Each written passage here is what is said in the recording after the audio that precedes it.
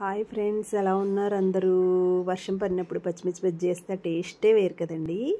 మేము కూడా అలానే వేసుకున్నాం, కాకపోతే శనగపిండితో కాదు, మినపగుళ్ళతో.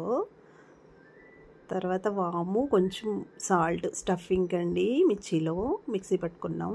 తర్వాత అవి గ్రైండ్ చేసుకున్నాం మినపగుళ్ళు, అందులో కొంచెం సాల్ట్ వేసుకుని ఇలా థిక్గా గ్రైండ్ చేసుకోవాలండి. అప్పుడే మిరపకాయకి పడుతుంది. మిరపకాయలు బాగా కడిగేసుకుని తుడిచేసుకోవాలండి, లేకపోతే పిండి దానికి పట్టదు. తర్వాత పల్లీలు వేపుకున్నామండి పైన స్టఫింగ్కి. పల్లీలు కొంచెం కలర్ వచ్చేంత వరకు వేపుకోవాలండి. ఇక్కడ చూస్తున్నారు కదా, ఈ కలర్లో వేపుకుంటే చాలు.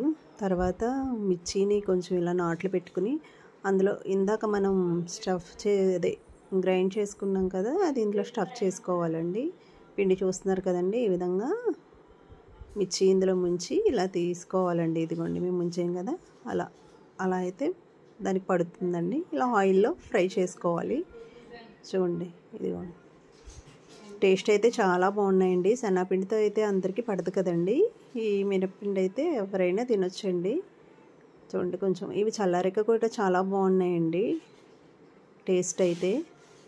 ఇదిగోండి, ఈ కలర్ వస్తే సరిపోతుంది. ఇలాగా ఈ కలర్లో వేపుకోండి, బాగుంటుంది. తర్వాత దానిలో స్టఫింగ్కి ఉల్లిపాయలు, కొంచెం కొత్తిమీర, కొంచెం పల్లీలు, కొంచెం నిమ్మకాయ, చాట్ మసాలా, కారం కూడా కలుపుకోవచ్చండి వీలైతే. ఇలా స్టఫ్ చేసేసుకోవాలి. నా వీడియోస్ నచ్చినట్టయితే సబ్స్క్రైబ్ చేసుకోండి. Bye friends.